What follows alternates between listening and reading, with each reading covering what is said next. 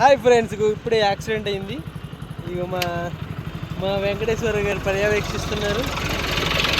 Friend చేసుకొని చూసారా, రెండు ఫ్రెండ్ కూడా కాలుతుంది. మరి అవుతుంది సార్. ఎప్పుడు జరిగిందండి? ఒక గంట అవుతుంది. గంట అయిందండి?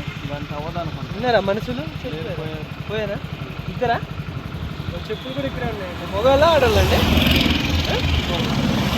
ఇక్కడే ఉన్నారంట గంట నుంచి. మీరు లేనండి. మీరు లేరు? ఎప్పుడు వచ్చారా మీరు కూడా?